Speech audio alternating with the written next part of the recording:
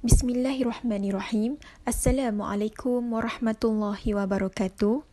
Yang kami hormati Dr. Abdul Salam bin Yusof selaku pensyarah yang mengajar subjek LMCW 2143 Falsafah dan Isu Semasa. Pada hari ini, kami ingin membentangkan perbincangan video yang bertajuk Falsafah Kekayaan di Malaysia.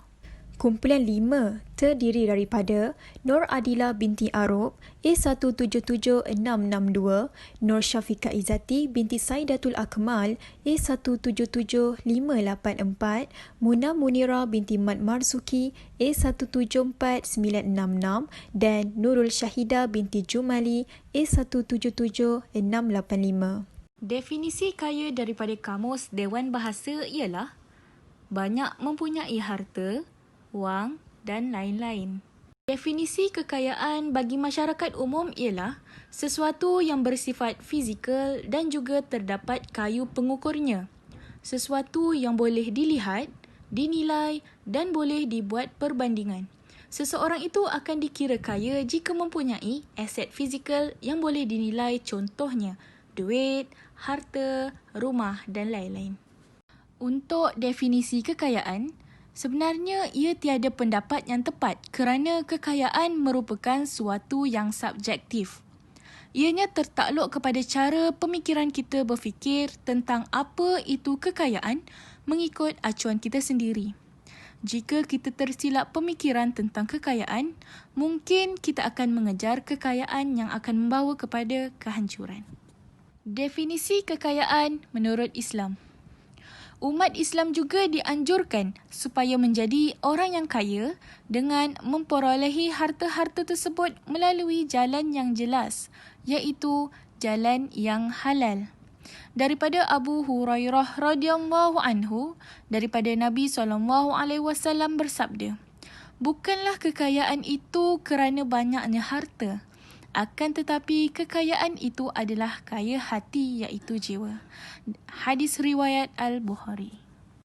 Okey, seterusnya kita masuk kepada hukum kekayaan, yang mana terdapat 5 hukum kekayaan. Yang pertama adalah wajib. Jatuh hukum wajib apabila seseorang itu dia mencari kekayaan ataupun dia berusaha untuk mencari pendapatan adalah untuk dia memenuhi keperluan diri dia, untuk memenuhi keperluan keluarga dan adalah untuk mengelak dirinya daripada sifat meminta-minta, maka jatuh hukum wajib. Dan yang seterusnya adalah sunat, yang mana dia mencari kekayaan, seorang yang mencari kekayaan adalah untuk dia bagi nafkah tambahan ataupun dengan tujuan dia nak ringankan beban fakir miskin, ataupun dengan tujuan dia ingin sedekah, ingin menyambung silaturahim ataupun bagi hadiah kepada kerabat, maka jatuh hukum sunat. Dan yang ketiga adalah harus, yang mana jika dia mencari kekayaan itu adalah untuk memberi tambahan daripada keperluan ataupun dengan tujuan untuk berhias dan menikmati kekayaan tersebut. Dan yang keempat adalah jatuh hukum makruh apabila dia kumpulkan kekayaan, mencari duit yang banyak adalah untuk bermegah-megah, untuk sombong, untuk riak, untuk bersenang-lenang sehingga dia melampaui batas. Dia jatuh hukum makruh lah. Walaupun dia mencari kekayaan itu, pendapatan itu dengan cara yang halal. Okey, yang seterusnya yang kelima adalah haram. Yang mana jika dia mencari kekayaan adalah dengan cara yang tidak halal. Dia mencari duit, pendapatan dengan cara yang tidak halal, iaitu haram, contohnya seperti mencuri, riba, aniaya dan lain-lain. Okey, seterusnya kita masuk kepada formula kekayaan. Jadi formula kekayaan ni dia macam antara perkara kebiasaan yang dilakukan oleh orang-orang kaya. Jadi yang pertama adalah simpan dulu baru berbelanja. Orang kaya ni kebiasaannya bila dia mendapat gaji ataupun dia ada pendapatan tu, pertama sekali dia akan simpan dulu. Kebiasaannya dalam 15% dia akan simpan ataupun dia akan laburkan dulu. So bakinya barulah dia gunakan untuk berbelanja. Okay. So yang kedua adalah tetapkan matlamat hidup yang jelas. Jadi seperti mana yang kita tahu, matlamat hidup ni adalah seperti kompas lah kan, iaitu tanpa matlamat ni kita akan hilang arah. kita tak tahu ke mana kita akan tuju dan kita tak tahu apa destinasinya. Jadi kita mestilah tetapkan matlamat kita, nyatakan apa tujuan hidup kita, dan hendaklah kita melakukan pelan-pelan tindakan lah. Yang ketiga, kumpul harta bukan beban. Yang mana biasanya orang-orang kaya ni dia menjadi kaya sebab apa? Sebab dia mengumpul harta. Dan orang miskin menjadi miskin sebab apa? Sebab dia sentiasa mengumpul beban. Jadi apakah yang dimaksudkan dengan harta tu kan? Dan adakah rumah itu harta ataupun kereta itu beban kan? Itu adalah persoalan. Jadi di dalam konteks kewangan, kita tidak melihat apakah perkara tersebut, tetapi apa yang dilakukan ataupun dihasilkan oleh sesuatu perkara yang menjadikan ianya harta ataupun beban. Jadi antara ciri-ciri harta ni, kalau kita nak tahu, harta ni dia mempunyai nilai kan? Dan seterusnya, harta ini adalah sesuatu yang semakin meningkat nilai di pasaran. Dan yang ketiga, harta adalah sesuatu yang menghasilkan aliran tunai positif dan pendapatan positif. Jadi kalau kita nak kenal pula beban tu apa, kita lihat kepada ciri-cirinya. Beban itu adalah sesuatu yang menyusup nilai. Dan beban juga adalah sesuatu yang semakin kurang bernilai dan tidak bernilai di pasaran. Dan seterusnya, beban adalah sesuatu yang tidak menghasilkan pendapatan ataupun aliran tunai, dia adalah negatif. Okey, yang keempat adalah biasanya orang kaya dia akan jadikan diri lebih bernilai di pasaran.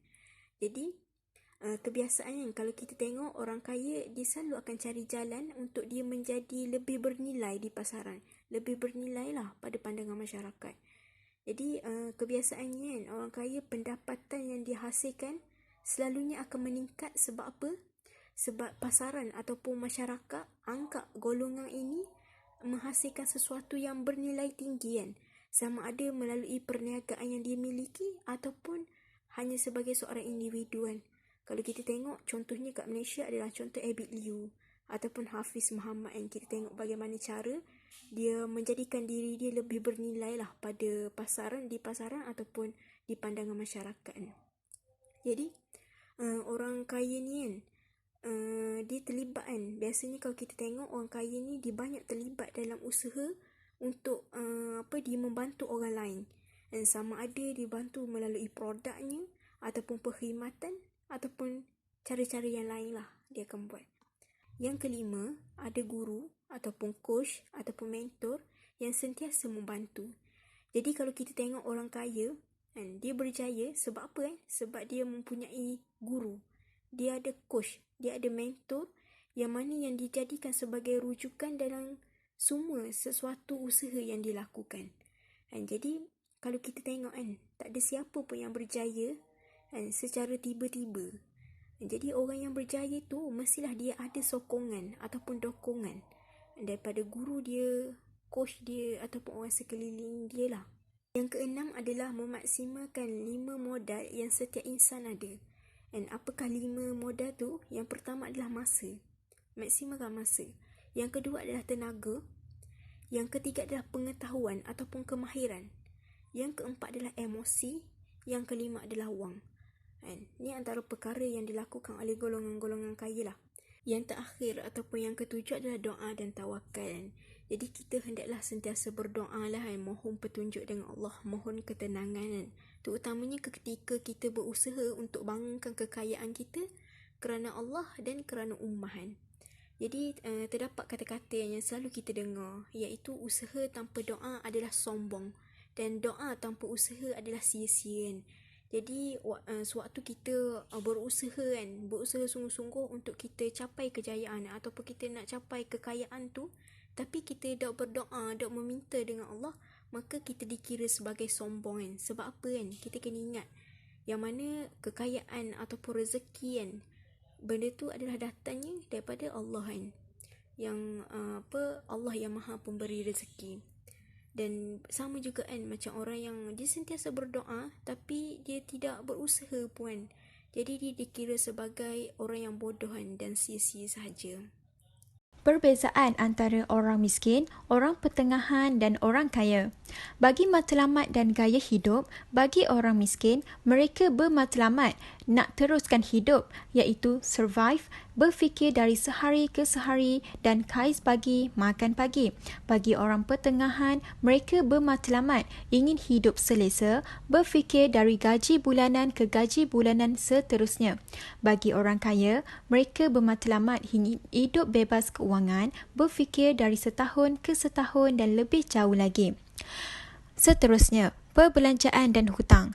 Bagi orang miskin, mereka membayar dengan menggunakan wang tunai atau berhutang.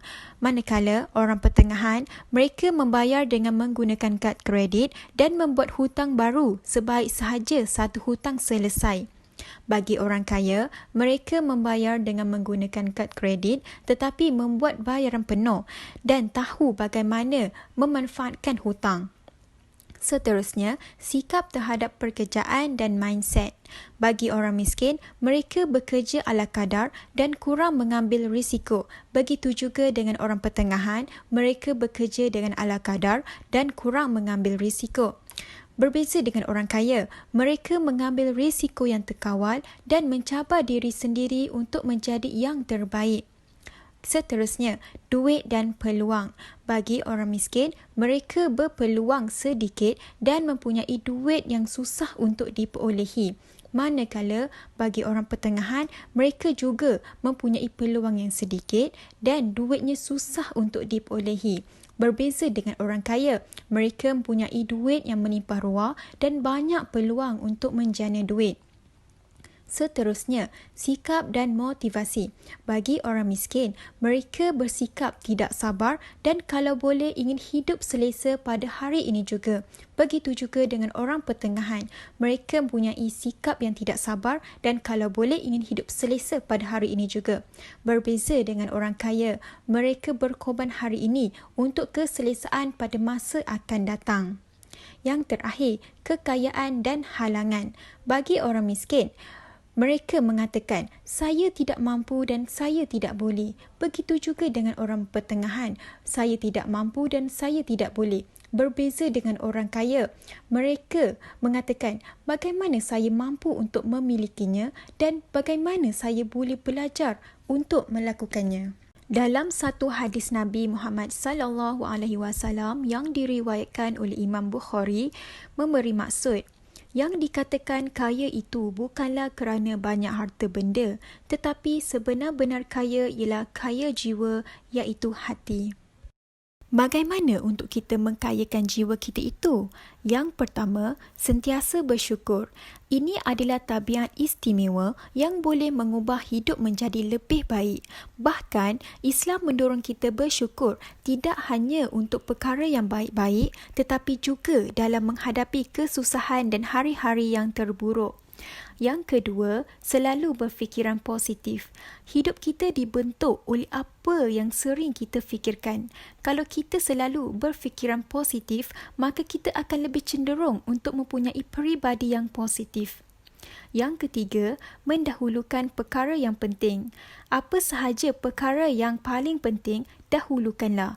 Jangan biarkan hidup terjebak dalam perkara-perkara yang tidak penting, sementara hal-hal yang penting pula terabai. Yang keempat, tidak berlengah untuk bertindak. Bila kita sudah mempunyai pengetahuan, sudah mempunyai tujuan yang hendak dicapai dan sudah tahu mengenai apa yang harus dilakukan, maka langkah selanjutnya adalah bertindak. Yang kelima, menabur benih kebaikan. Prinsip menabur benih ini sentiasa berlaku dalam kehidupan. Pada waktunya, kita akan menuai apa yang kita telah taburkan. Bayangkan betapa kayanya hidup bila kita selalu menebarkan benih kebaikan. Tetapi sebaliknya, betapa miskinnya kita bila kita selalu menaburkan keburukan.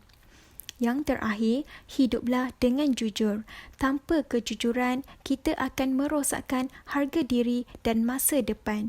Mulailah membiasakan diri bersikap jujur, tidak sahaja kepada diri sendiri maupun terhadap orang lain. 7 perkara yang tidak pernah diucapkan oleh orang kaya. Yang pertama, saya tidak mampu membelinya. Sekiranya orang-orang biasa melihat sesuatu barang yang mahal, contohnya barang yang branded, mereka akan berkata bahawa saya tidak mampu untuk membelinya dan terdapatlah pelbagai alasan lain. Tetapi bagi orang kaya, mindset mereka berbeza. Malah mereka akan menyatakan bahawa bagaimanakah caranya supaya saya dapat membeli barang tersebut. Yang kedua, bila berkait dengan duit, tidak perlu untuk mengambil risiko. Apa yang selalu disebut oleh orang kaya ialah kita perlu untuk mengurus risiko. Kerana sekiranya kamu tidak berani untuk mengambil risiko, maka kamu tidak akan ke mana-mana. Yang ketiga, saya bekerja untuk mencari duit. Kebanyakan orang biasa akan memilih untuk bekerja dibayar ataupun digaji supaya terdapat pendapatan yang tetap pada setiap bulan. Tetapi tidak bagi orang yang kaya. Kerana orang kaya selalunya akan menyebut duit itu akan bekerja dengan saya. Yang keempat, rumah saya adalah aset. Orang kaya tidak menyatakan bahawa rumah itu merupakan sebuah aset, tetapi ia hanyalah liability. Cara untuk membezakannya dengan pernyataan ini. Yang keempat, rumah saya adalah aset. Orang kaya tidak menyatakan bahawa rumah itu merupakan sebuah aset, tetapi ia hanyalah liability. Cara untuk membezakannya dengan pernyataan ini. Jika kamu berhenti kerja pada hari ini, sebuah aset akan menghasilkan duit kepada kamu. Tetapi, sebuah liability pula akan mengambil duit daripada poket kamu. Yang kelima, perkataan belajar betul-betul, nanti mesti dapat kerja yang bagus. Selalu kita akan dengar nasihat macam ni daripada ibu bapa ataupun ahli keluarga. Tetapi ahli perniagaan mempunyai nasihat yang tersendiri seperti belajarlah rajin-rajin. Nanti awak boleh membeli sebuah syarikat yang bagus untuk berniaga. Yang keenam, saya tidak akan pernah menjadi orang yang kaya. Orang kaya kebiasaannya mendefinisikan dirinya sebagai orang kaya walaupun datanglah badai menimpa, mereka tetap mempertahankan gelaran tersebut. Dan yang terakhir, iaitu yang ketujuh, perkataan saya tidak minat kepada duit. Orang biasa selalunya menggalakkan supaya belajar betul-betul, bekerja dan bersyukur dengan apa yang Allah bagi. Tetapi, untuk orang kaya, mereka akan mengatakan bahawa duit adalah kekuatan dan juga kekuasaan. Antara tokoh-tokoh kekayaan yang ada di Malaysia adalah Tan Sri Syed Mokhtar Al-Bukhari. Beliau adalah pengasas kepada Yayasan Al-Bukhari dan prinsip hidup beliau adalah kekayaan ini Tuhan berikan kepada saya untuk membantu orang lain pula. Saya percaya kepada keberkatan rezeki. Hari ini kita bantu orang, esok lusa orang akan bantu kita pula dengan cara lain. Tokoh yang seterusnya adalah Datuk Wiral Dr. Haji Amir Ali bin Maidin. Beliau adalah pengarah urusan Maidin Muhammad Holding Sdn Bhd. Prinsip hidup beliau adalah jangan menyesal terhadap setiap keputusan dibuat dalam hidup kita. Dan yang terpenting adalah ingat kepada 9 prinsip mudah untuk kekal dalam perniagaan. Dan 9 prinsip tersebut adalah percaya kepada diri sendiri dan dengar kata hati dan berfikir menggunakan akal fikiran. Yang kedua, jujur kepada diri sendiri dan kepada mereka yang menjadi majikan kita. Seterusnya, sentiasa berfokus dan mempunyai matlamat. Tidak mengejar wang dan kemasyhuran dan menjaga bekerja dengan jiwa dan hati nurani. Seterusnya adalah tidak mudah berputus asa dan takut melakukan kesilapan. Sentiasa berkongsi pengalaman, minat dan kepakaran kepada orang lain. Tidak lupa asal-usul dan tidak melupakan ibu bapa. Tokoh yang ketiga adalah Robert Cook yang juga merupakan orang yang terkaya di Malaysia. Prinsip hidup beliau adalah jangan tamak hanya sebab sesuatu itu besar dan jangan putus asa hanya sebab sesuatu itu kecil. Dan nasihat beliau kepada golongan muda adalah jangan berhenti mengejar peluang, sentiasa bersabar, berwaspada dengan kejayaan dan juga banyak menyumbang. Tokoh yang keempat adalah Datuk Dr. Haji Ramli bin Mokni. Beliau juga ialah pengasas syarikat Ramli Food Processing Sdn Bhd. Dan prinsip hidup yang selalu beliau amalkan adalah jujur, rajin, berusaha bersungguh-sungguh, membantu orang yang memerlukan dan membayar zakat. Nasihat beliau kepada golongan muda adalah berani dan bijak mengambil peluang, tidak mudah berputus asa, mampu bertahan dan juga hidup berprinsip. Tokoh kekayaan yang terakhir adalah Datuk Jimmy Choo. Beliau merupakan seorang pelakon fashion yang terkenal dan mempunyai jenamanya yang tersendiri iaitu Jimmy Choo.